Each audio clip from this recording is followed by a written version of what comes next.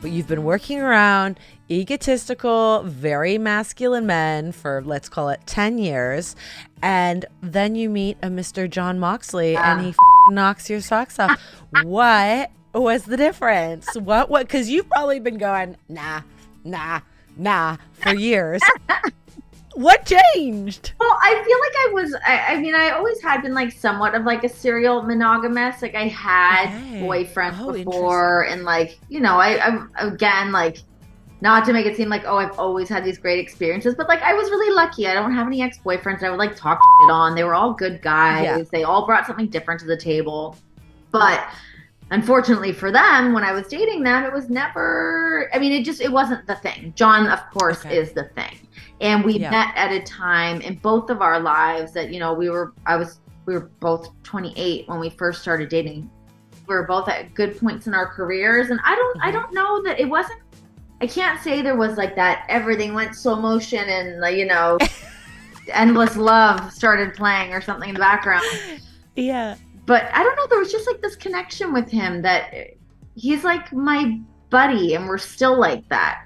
Like I love spending time with him. I love watching the way that he moves and operates, and not to say it doesn't drive me crazy sometimes, but 100, the line between fine line, love and hate. Yeah. Different day. But yeah, you know, I think we just met at a really good time in our lives that it worked. And now it's funny, like sometimes like we'll just be, God, isn't it funny that we like, I had like another boyfriend that wasn't you before. Like it's so funny to think of our lives before we knew each other and like, sure, what were we doing? What was I doing? Yeah. It's funny. You had to get through all the other ones, be it good, bad, or ugly. You gotta have those experiences, and you've got to like try some different things on for size. But yeah, it's funny. I just feel like as soon as we were together, we were just together, and that was just that. Like there was never, you know, there's no like real like song or dance. I mean, there was plenty of those things, but there was like, are we doing this? Aren't we doing this? What's happening? Are you on or off the pot? We were just like on, and we stayed on. It was cozy, and we built a nice little life around that pot. I love that. You know, I hate to say it, but I think, especially in our world of like quick everything, instant gratification, dating apps, there still is that old-fashioned romantic sentiment that when it's right, and it's easy. Yes. It's not hard work. Totally. And there's there's definitely something to be said for like, you know, of course, in every relationship, like I said, God, we've been together for 10 years, so it's not that there's not ups and downs, like the hardships I just rattled off of having a baby and moving and X, Y, and Z and not changing careers, but you know, your work life changes a little bit. Like there's so many different things that can be at those highs and those lows.